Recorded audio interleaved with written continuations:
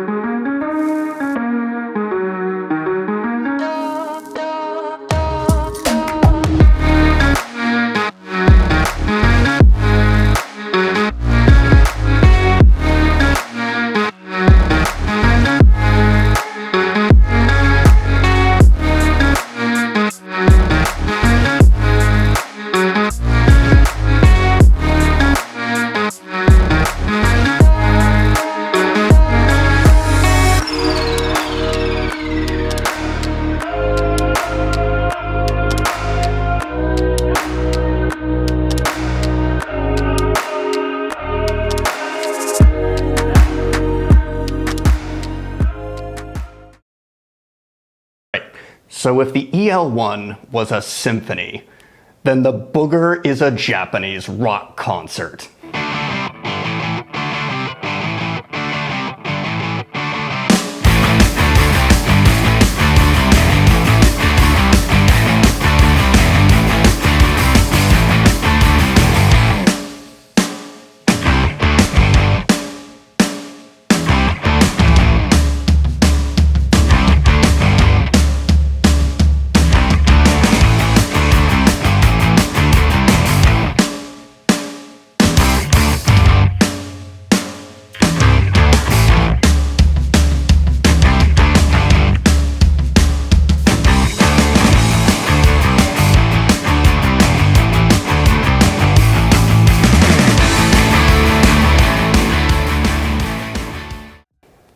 It's smooth, yet oddly raw, somehow balanced and unconstrained at the same time. It's a weird mismatch of feelings that all comes together to be absolute magic.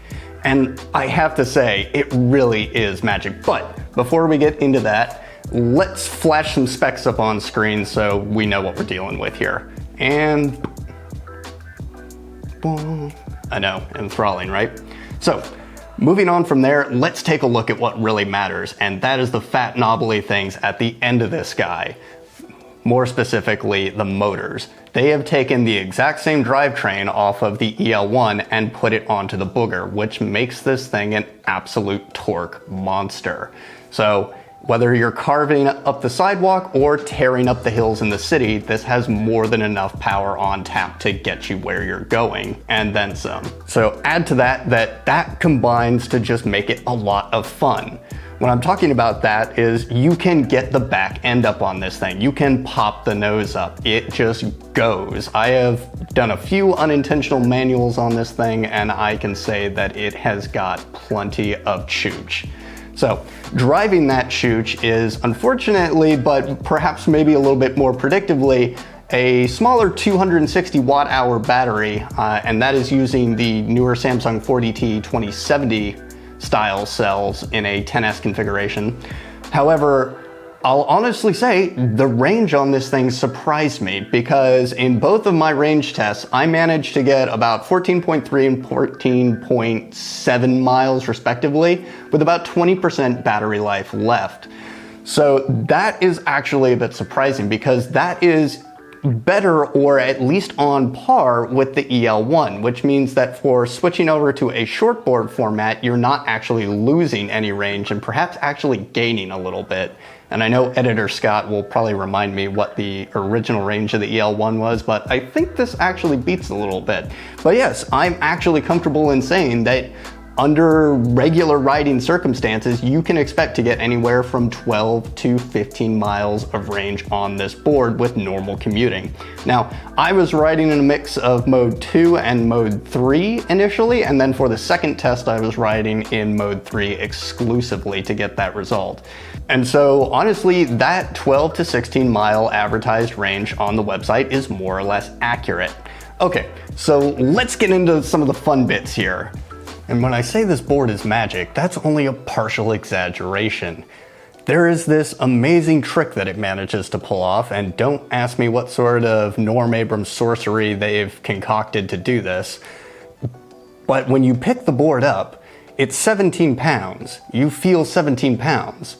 When you get on the board and you ride it, that weight disappears. It is like riding on a cloud. You can move this thing. You can carve deep, you can pop the front end up, you can actually do tricks on this thing, which is what makes it so freaking amazing. It's really hard to, and again, this is why we have the score, because it's really hard to kind of go off and explain all of the intangibles about this board that make it fun. And there are quite a few. So let's start with the easiest one. You can kickflip this thing. Let's see how my attempt at that went.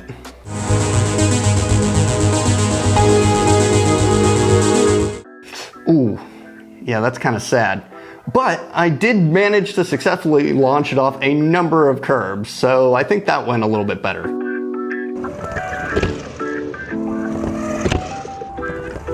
Nice. But you know who can kickflip this board? Wise Sir Apps on Instagram. I'm gonna flash his handle down there. Give him a look if you wanna see what this board can actually do, because I don't even think I unlocked 10% of the coolness of this thing. It is a lot of fun. So moving on from there, let's talk about kind of what you get in the bag. So obviously we did the unboxing there, pretty basic. You're gonna get the T-tool, you're gonna get the remote and the board, and most notably the bag. And really this is really the biggest accessory here. Like, the fact that it comes with the bag is just fantastic. Like, no other board company is doing that, and I don't know why, because when you're going to the store or you're traveling or just, and by the way, back to the battery, since we're talking about traveling, this does not have a flight safe battery like the EL1. This is over the individual 99 watt hour limit, so keep that in mind. But yes, it comes with the bag, and it's got the little helmet caddy. Yeah, no, it's great. It's real basic inside, basically just fits the board, and there's a little side pocket there and a little drink bottle holder. It's good enough to get you where you're going. It's not super complex, but it works. And then on top of that, obviously, you're also gonna get the charger, which is a 4 amp charger. So I guess not what you would consider a fast charger, but again, more than enough to top this thing off in about an hour, hour and a half, depending on if you're going from empty to full or not. So, and then of course, my personal favorite with every Hoyt board is the puck. Oh God, I just threw myself out of focus, didn't I?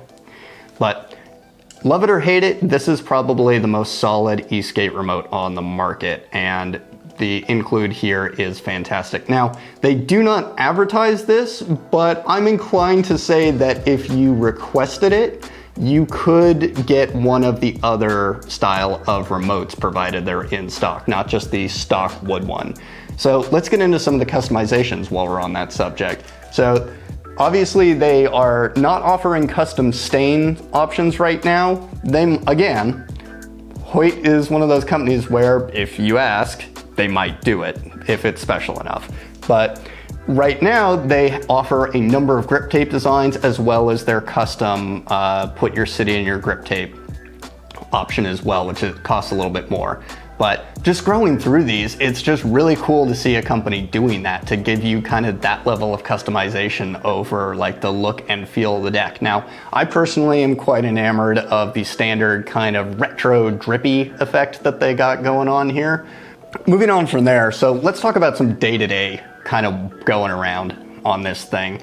Now, I use this as my daily driver for about a week, but in my day-to-day testings, I would say that the biggest drawback of this board and shortboards in general, really, electric or analog, is that after 6 or 8 miles, you really start to feel it in your arches. They're not the most comfortable ride for long distances, so if you have a commute that's over 10 miles, yes, you definitely can. However, you're gonna start to feel it after a while, especially because it's on the smaller wheels. Now, you could swap that up a little bit and throw on some larger, maybe cushier wheels. Actually, I really don't want to say cushier because it's got 75A ABEX on there and they're pretty spongy. So I will say, while it wasn't the most comfortable ride ever, it also wasn't the most uncomfortable shortboard ride ever. So that's just something to keep in mind. I don't necessarily consider that a real ding against it. There is a subtle concave on this deck, but not really as much as it was on the EL1. So moving on from there, let's talk about kind of the wheels and the gearing setup. So this is a 15 to, I want to say 36T gearing, which gets you about a top speed of 26 miles per hour. Some people might find that more than enough. Some people might think that's a little bit slow. Again, this feels more like a torque game. Like, this isn't shortboards. I don't really think speed. I think more maneuverability and convenience. And that's definitely what's on display here. So keeping that in mind, I really am hard pressed to say I have any real downsides to this board, except for one.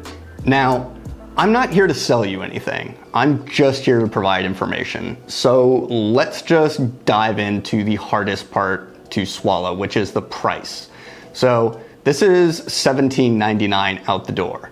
Now that gets you the travel bag, that gets you the board, that gets you the super swank remote, and that gets you 1 year of warranty and an extended warranty service afterwards, which basically means you send it in, they repair it for like 10, 20 bucks plus shipping. But you're either comfortable with that number or you're not.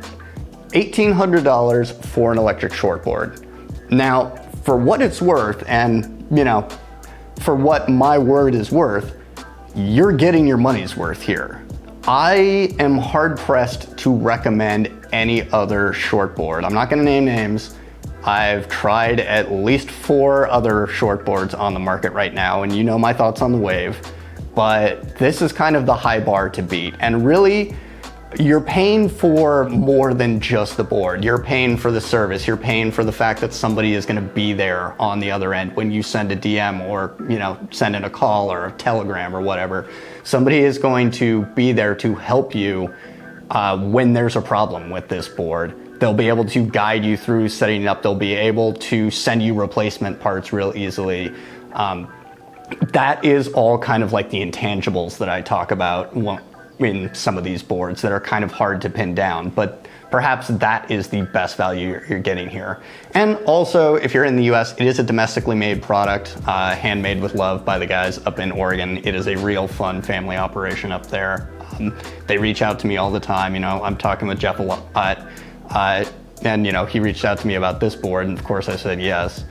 But yeah, I mean, that's the thing though, is like, I can name off specs and I can say like, oh yeah, no, it goes this fast, it goes this far. But really that only tells you half the story, because like, is this a board you want to ride on, as opposed to, is this a board that's going to do what you think you want it to? So hey, that's just my thoughts. Let me know what you guys think down in the comments. And before we take off here, I did promise you guys a scorecard, so here it is. If you want to pause the video in 3, 2, 1, that's 1, and boop.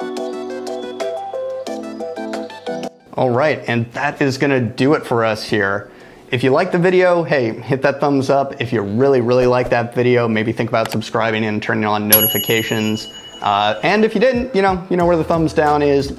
Leave me some constructive feedback on how we can do better. Lets me know where we're at and what we need to improve. All right, so until next time, stay safe out there, Blade Riders. Peace.